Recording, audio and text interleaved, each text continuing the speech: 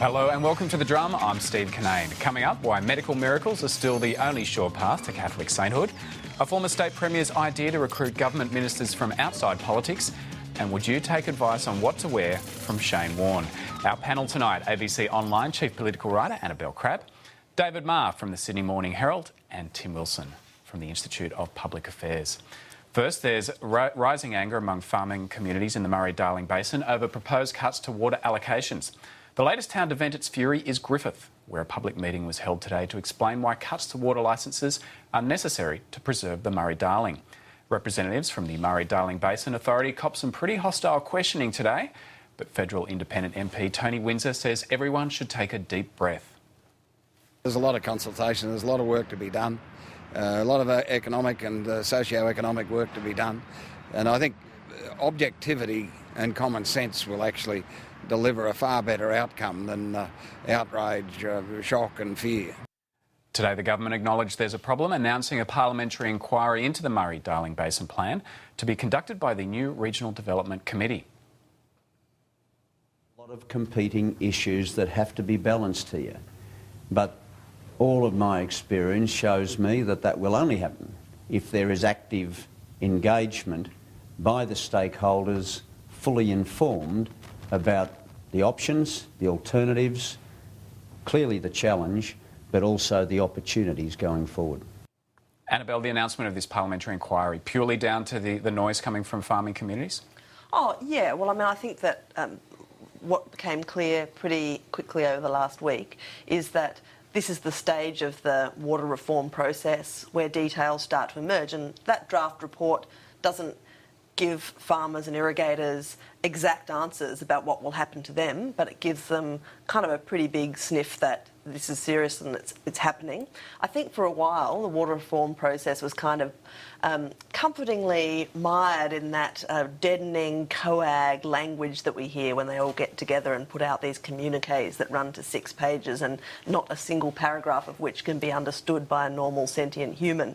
Now it's actually having some effects, and I think that the big upset on the part of farmers and irrigators when the report was released was that there was no inclusion in the report of a consideration of what would be done for or how these communities that would be affected would suffer. There was no attempt to quantify, you know, what would happen to those communities, and I think that this is the government trying to fill that gap, because like in a reform process that's hard, and I don't think in this country we've seen anything analogous since the tariff reforms, you're asking communities to deal with some quite significant personal hardship in the interests of the broader community, and at the very least those people want to be heard. And those tariff reforms are often related to city work too, where it's easy to suddenly find new jobs, but in the country it's very difficult, isn't it, David? These communities have a right to feel fairly angry, don't they?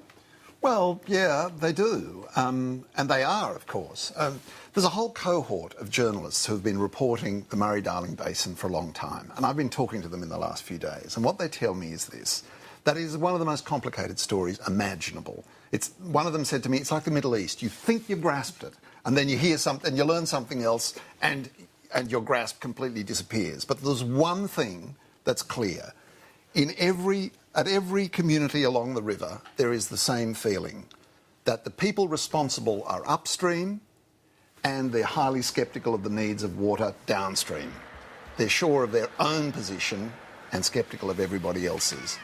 And sure, they're upset, and it's really tough. This is tough reform. But on the other hand, it's got to happen.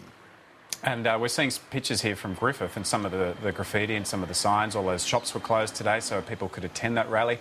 1,500 people were in the venue itself, a few thousand under tarpaulins outside apparently, and some pretty interesting graffiti there, Tim, including one that said Penny Wong is dead. And she's not even the water minister anymore.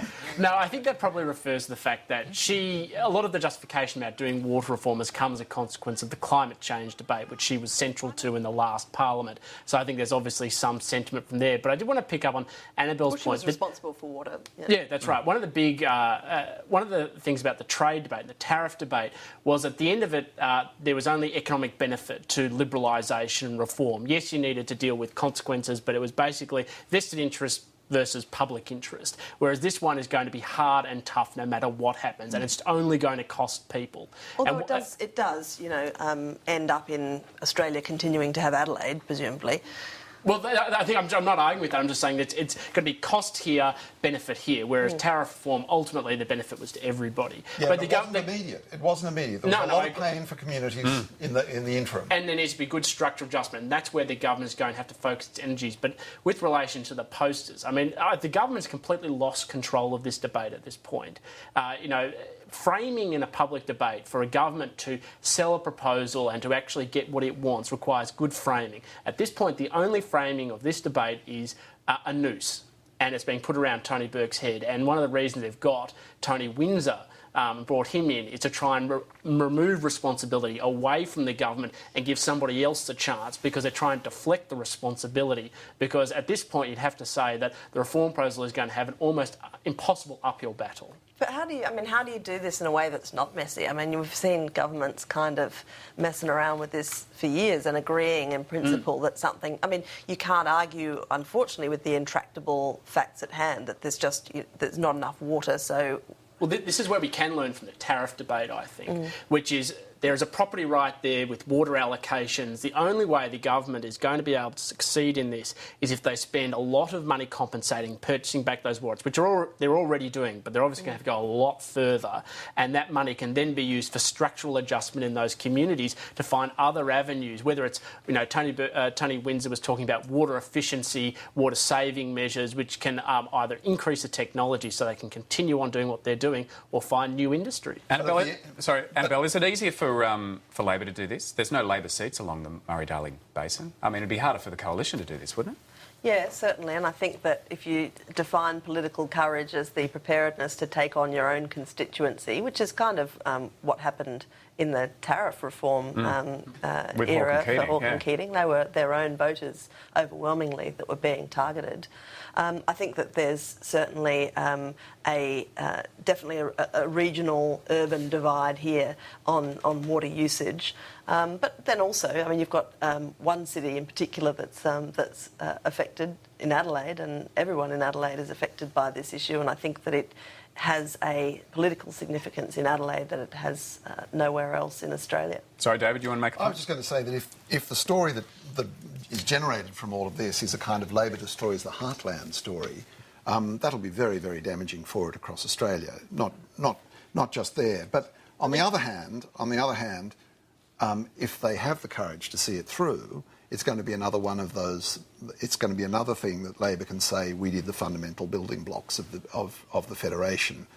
So it's great courage to take it on. Can I say, though, at this point, I don't think we see any signs of the Labor government genuinely being prepared to take it on. I mean, they've already buck passed Tony Windsor. They're already trying to deflect the fact that it's going to have a huge... This is already a very demonstrated... Windsor to write the thing. I mean, they just... No, but they're trying to shift responsibility and shift focus already because they know how toxic it is. Because you're right, it is a big reform agenda, but it's going to have a big impact on cities. It's really early days. We're about 4 days in. I agree, but that demonstrates further how little courage they have. But Tony Windsor because the price of food will go up. It's going to be a big public policy. But Tony Windsor is saying today he doesn't think that it's going to see the light of day, that Murray-Darling Basin Authority plan. I'm not disagreeing with you. It shows you, again, just how much they're trying to deflect responsibility. We're talking here about an issue where Australia has shown remarkable lack of courage since before Federation. There was a plan before Federation that control of the Murray-Darling would be given to the Commonwealth as the only way of seeing this river system properly managed. And in the end, they balked, and the states wouldn't allow that power to be handed to the Commonwealth. This problem is something like 130 years old. God knows, maybe they've got the courage now, but... So, David, are there political opportunities here for Tony Abbott to exploit? Oh, of course. You know, Mr. Wrecker, he can, be up and down the Murray-Darling rivers in a canoe, I would imagine. Canoeing down the river. Well, Mr. Representative of regional electorates, I'd be surprised. I think it'd be a bit derelict of him if he didn't. He'd be derelict if he couldn't, get some political advantage out of this. I mean, what does the river matter when you might get a few percentage points supporting the coalition? Damn the river. Oh, sorry, that's a bad pun. A tad cynical. Heavens, not cynical. OK, well, as Catholics make the pilgrimage to the Vatican to witness the canonisation of Australia's first Catholic saint, Mary MacKillop, one of our panellists has rained on her parade. In a column in today's Sydney Morning Herald, David Marr dismissed miracles as rubbish and ridiculed the church for chopping and changing the rules surrounding qualification for sainthood. Now, David, if people believe in miracles, if it helps them get by, what's the harm? Well, as scientifically controlled tests show, that if you trust in miracles and pray for the miracle cure of your families, your loved ones, and indeed yourself, the medical outcome is marginally worse than if you don't pray. How much worse? Oh, well, it's marginally worse, but there's certainly absolutely no demonstration that prayer helps anybody. Is that because the sick person feels especially obliged to get better and is a bit stressed as a result? That's one theory. Another theory is that believing that they now have heaven on their side, they forget to take their pills. There are many theories for it, but the fact of the matter is, if all they can show for 100 years, because Mary MacKillop has been dead now for 100 years, if all they can show for 100 years is 2 cancer remissions, she's not doing much heavy lifting in the miracle department. So why did the other sort of miracles get weeded out? I mean, why is cancer remission a miracle and not, your keys turning up when you were definitely convinced that they were lost and other, more serious say, things? Bringing world peace. Now, if somebody came along and was able to achieve world peace, that would not count as a miracle. Look, I think it's... Would you believe in a saint, though, that achieved world peace? Well, I'd quite like to have one.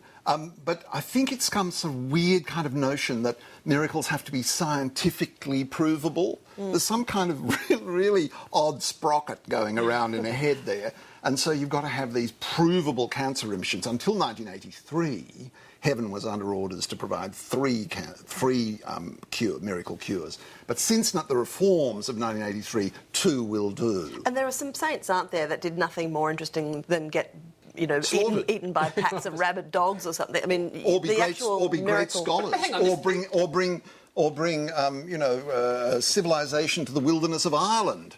Get snakes out of Ireland. This is a private institution. They're allowed to set their own rules and whatever. If they want to put people up to sainthood, they're more than entitled to do it. If they want to change their rules, why shouldn't they? Oh, Tim, that's marvellous. That's the IPA view of the Roman Catholic Church. It's just a private institution that can set its own rules. I don't want the state involved with it. But you obviously don't believe in it. Let people believe in what they want to believe. I'm not saying people can't believe in what they believe. They can go on their knees to Rome. Actually, North Sydney is closer because that's where she's buried. They can do all of that, but I can at the same time lie.